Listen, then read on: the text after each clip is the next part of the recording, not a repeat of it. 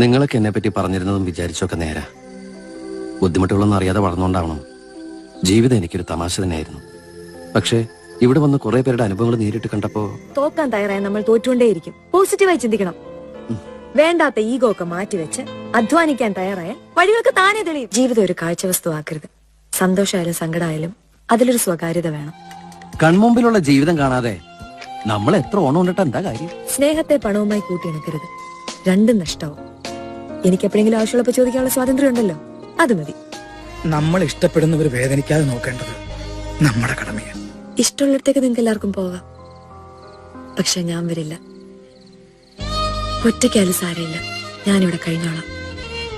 ഇവിടെ ആകുമ്പോ അച്ഛന്റെ ഓർമ്മകളുണ്ട്, അത് മതി എനിക്ക്. കളിച്ചു നടന്നിട്ടുണ്ട്, ഒരുപാട് അവസരങ്ങൾ ഞാൻ കളഞ്ഞിട്ടുണ്ട്. പക്ഷേ അന്നത്തെ ചിന്തകളല്ലേ ഇപ്പൊ എന്റെ മനസ്സിലുള്ളത്. എനിക്ക് ശരിയെന്ന് തോന്നുന്നത് ഞാൻ ചെയ്യും. എഞ്ചിനീയർ ആവണ്ടേ നമുക്ക്? അച്ഛൻ ഒരുപാട് ആഗ്രഹിച്ചല്ലേ.